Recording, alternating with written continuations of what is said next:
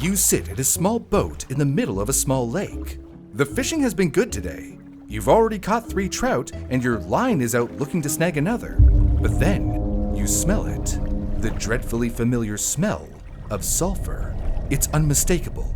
You don't even have to look down at the hairs bristling on your arms to know what's happening, and that there's no time to get to shore before it comes. All you can do now is accept your doom. The agonizing pain of the flesh underneath your skin being cooked as hundreds of millions of volts of electricity rip through your body. Barely a second later, you're left with hair and clothes burnt to ash and a body throbbing with pain. But despite the fact that you're still alive being what most would consider a miracle, you don't feel relief or gratitude towards your good fortune. Just anger, frustration, and despair. This wasn't your first time being struck by lightning. It wasn't the second, the third, fourth, fifth, or even 6th. It was the 7th. At this point, it seems as though you are cursed to live out a miserable existence looking to the sky in constant fear of your next dance with death. And while each one is more painful than the last, it seems nothing, not even the bear that is currently waiting to attack you once you get back to shore, can kill you. But everyone has a death that is inevitable. And yours is somehow even more unexpected and inexplicable than the life that preceded it. Sounds like a storm is coming, bro. Don't you mean a storm is brewing? Ugh, you're impossible to talk to sometimes. You know what? It's a dark and stormy night. There, I did it too. Sorry, I didn't mean to steal your War Thunder. War Thunder? This video's sponsor. War Thunder is the most comprehensive vehicle warfare game ever made. Now available for free on PC, consoles, and mobile devices, you can take command of over 2,500 tanks, planes, helicopters, and ships from 10 major nations in enormous PvP battles. Yeah, you know what? You, me, we'll settle this in a game. Whoa, the realism is mind-blowing. And the vehicle roster is like way massive, stretching across a 100-year timeline from the 1920s all the way to contemporary models. That's crazy. One might call it shocking. I'm gonna blast you with my tank. Each military vehicle is authentically rendered to the last detail, down to their individual components. Battling is a highly immersive experience with the incredible 4K resolution graphics, authentic sound effects, and beautiful music. Oh wait, this is cool. Your vehicles in the game suffer actual damage to their parts and crew. Like look at this X-ray view that shows you where your vehicle gets hit in the heat of battle. And fire! Ha ha! My favorite thing in War Thunder is the sheer amount of customization options, right down to the historically accurate camouflages and insignias, giving you the freedom to replicate an iconic wartime vehicle or craft a distinctive look of your own. As a bonus for starting War Thunder by clicking our link, new players and those returning after a 6-month break on PC and consoles will receive a generous free bonus pack. This limited time only pack includes multiple premium vehicles, a premium account, an exclusive 3D decorator for your vehicles, and much more. Wow, free bonus pack? What? Where'd you come from? I'm quick as lightning, just like you should be, because this offer won't last forever. So click the links in our description and start playing War Thunder for free on mobile, PC, PlayStation, and Xbox today.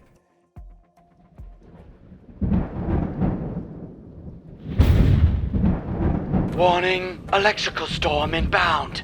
Death imminent. We're gonna die? Lightning flashes produce approximately 300 million volts of electricity, able to melt metal with temperatures 3 times those of the sun's surface, and killing on average 20 humans a year in the US alone. We're gonna die! More importantly, I'm going to fry. If lightning strikes nearby, it has the potential of creating an electromagnetic pulse that could cause a voltage spike through this building's electrical system, short-circuiting my internal components and resulting in irreparable damage.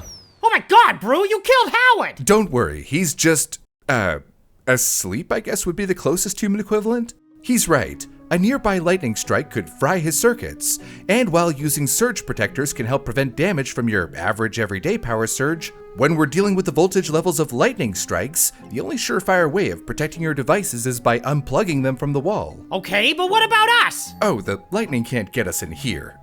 As long as you stay away from the windows, there is no safer place to be than indoors. And besides, even though being struck by lightning can cause heart attacks, severe damage to the nervous system, and in many cases, death, it doesn't always.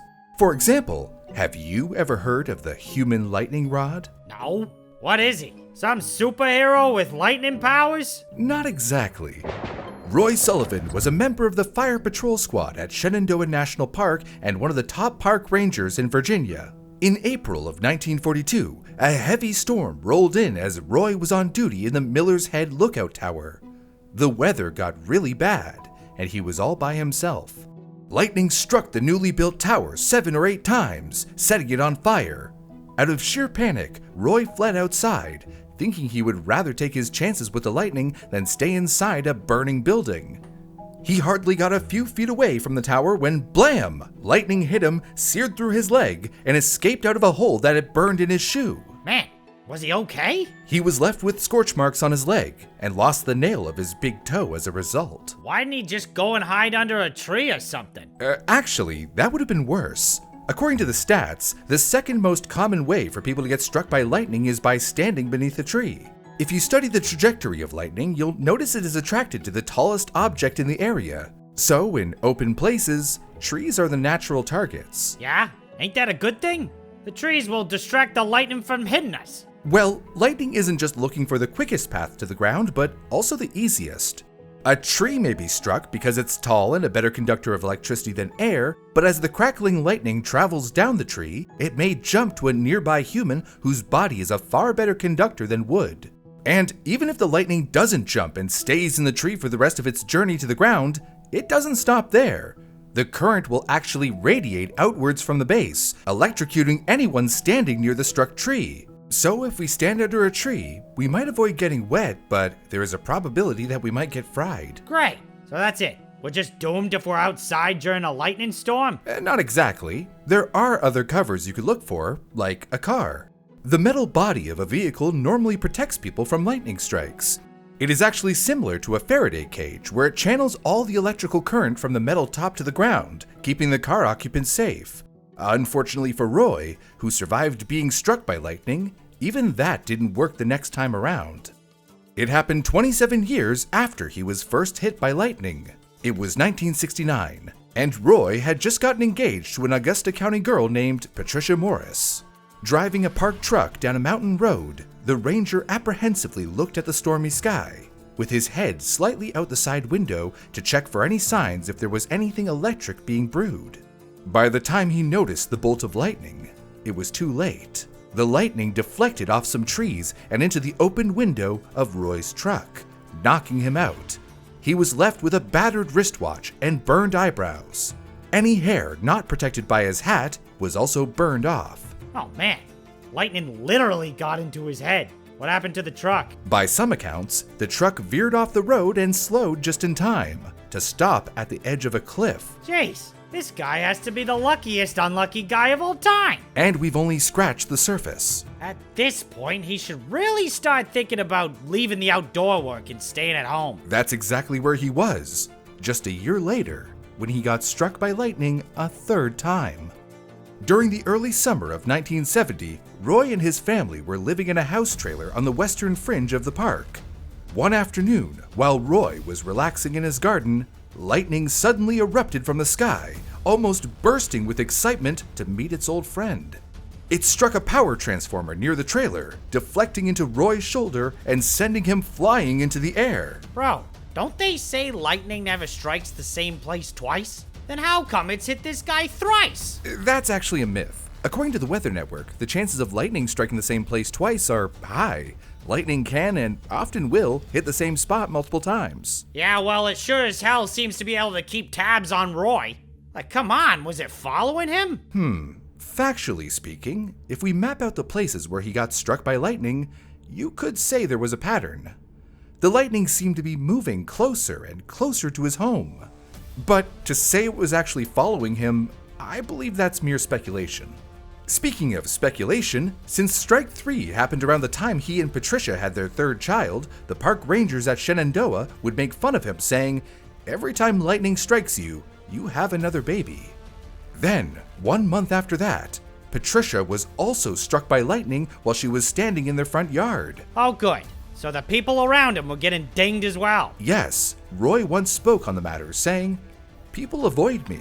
I was walking with the chief ranger one day, and lightning struck way off, and he said, 'I'll see you later, Roy.'" Sadly for Roy, it only got worse.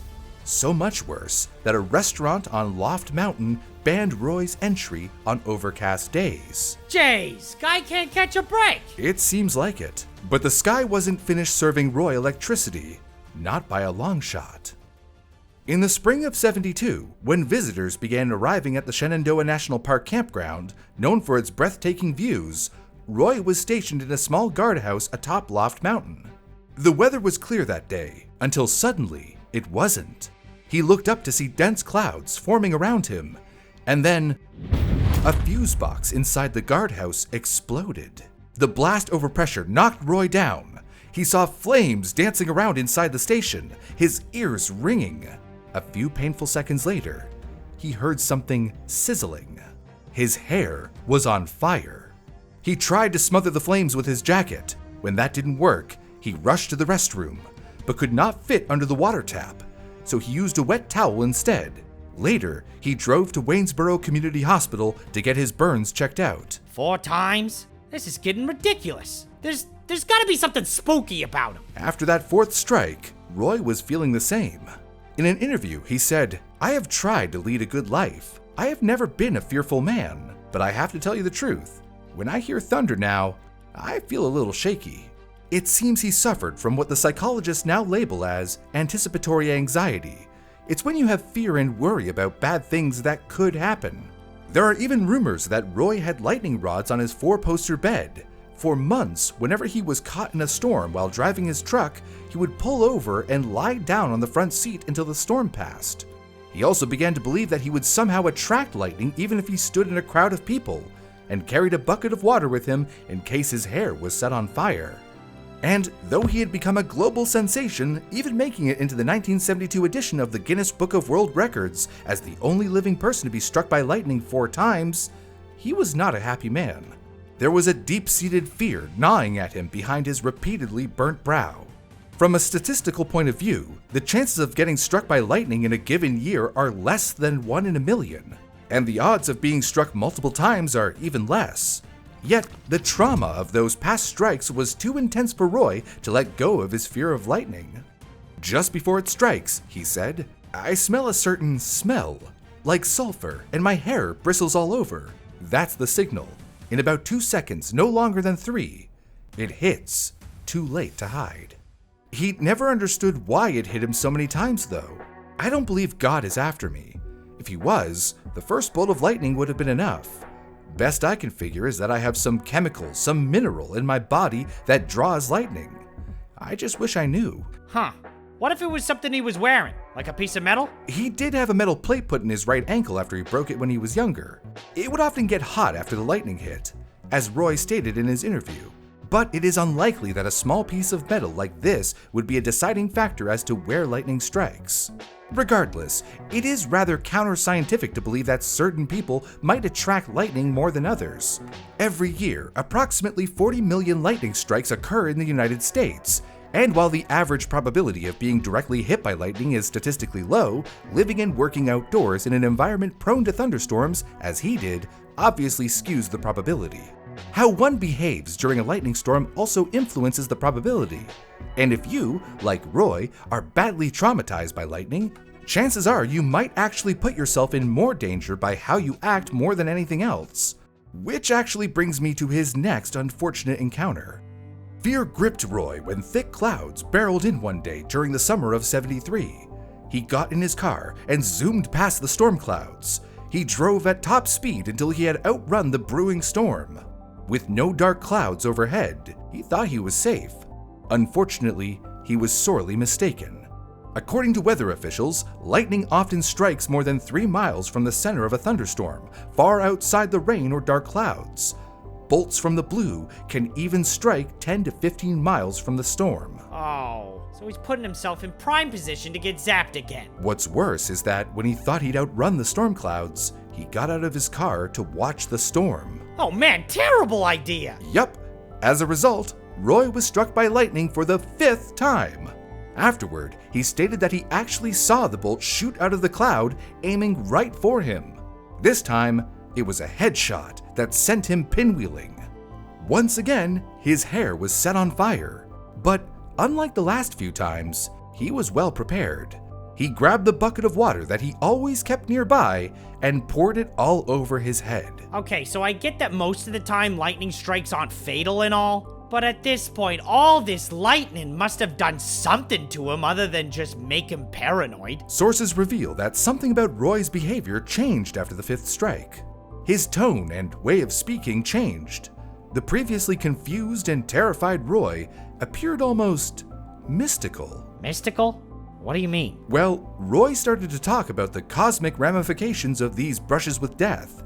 He said he'd dreamed about this strike in advance, as well as Strike 4. He said it was between God and him, and nobody but they will know. He did, however, reveal that God saved me for a good purpose. Like all mystics, he remained about as abstract as a Jackson Pollock painting. Okay, I might be going out on a limb here, but do you think there's a slight chance that all those lightning strikes to the head could have done something to his brain? Well, there is a case back in 1994 in Albany. A 42-year-old doctor named Tony Cisoria was struck by lightning, and his heart stopped beating. He was found unconscious with the usual signs of a lightning strike victim. His face, which was the point of entry, and his left foot, which was the exit point for the current shooting through his body, were both seriously burned. Well, did he survive? He did, only because a nurse who was passing by saw what happened, stopped, and resuscitated him. How was he afterward? Well, according to the report, Tony had memory issues which persisted for a while, but gradually improved over time. In addition, he stopped practicing medicine and found a newfound interest, playing the piano. Not only did he buy a piano, he even taught himself how to play. He started hearing music in his head and composed melodies for the first time in his life. The Lightning Sonata was his first composition. The orthopedic surgeon actually ended up officially retiring and starting a new career as a classical musician. How the hell did that happen? Well, science is still looking into this sort of thing. According to a new study, lightning strikes can cause cell death, which may result in the release of neurotransmitters from the dying neurons. This rapid influx in the dopamine and serotonin levels rewires neurons, opening up new neural pathways previously inaccessible to the brain.